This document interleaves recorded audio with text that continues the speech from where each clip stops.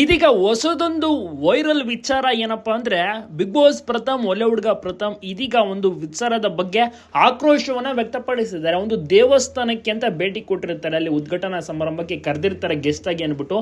So ಅಲ್ಲಿ ಏನಾಗುತ್ತೆ ಅಂದ್ರೆ ಡಿಬೋಸ್ ಕಡೆಯವರು ಡ್ರ್ಯಾಗನ್ ಅನ್ನು ತೋರಿಸಿ ಎಚ್ಚರಿಕೆ ನೀಡುವಂಥದ್ದು, ವಾರ್ನಿಂಗ್ ನೀಡುವಂಥದ್ದು, ಎಲ್ಲವನ್ನೂ ಕೂಡ ಬೆದರಿಸುವಂಥದ್ದೆಲ್ಲ ಮಾಡಿದ್ದಾರಂತೆ.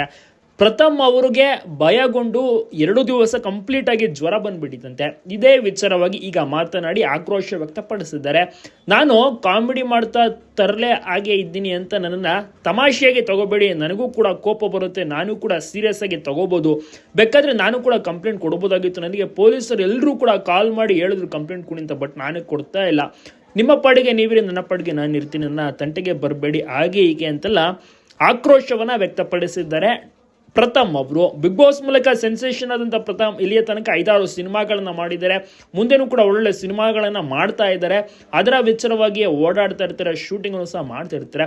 ಬಟ್ ದೇವಸ್ಥಾನದ ಒಂದು ಉದ್ಘಾಟನಾ ಸಮಾರಂಭಕ್ಕೆ ಹೋದಂಥ ಟೈಮ್ನಲ್ಲಿ ಈ ರೀತಿಯ ಒಂದು ಘಟನೆ ನಡೆದಿದೆ ಅನ್ನುವಂಥ ವಿಚಾರವಾಗಿ ಈಗ ಮಾಧ್ಯಮದ ಮುಂದೆ ಕೂಡ ಮಾತನಾಡಿ, ನನ್ನನ್ನು ಈ ರೀತಿಯೆಲ್ಲ ನೋಡೋಕೆ ಹೋಗ್ಬೇಡಿ, ನಾನು ಕೂಡ ಕೆಟ್ಟವನು, ನನಗೂ ಕೂಡ ಕೋಪ ಬರುತ್ತೆ ಅಂತ ಕೂಡ ಆಕ್ರೋಶದಿಂದ ಮಾತನಾಡಿದ್ದಾರೆ, ಕೋಪದಲ್ಲಿಯೇ ತಿಳಿಸಿದ್ದಾರೆ.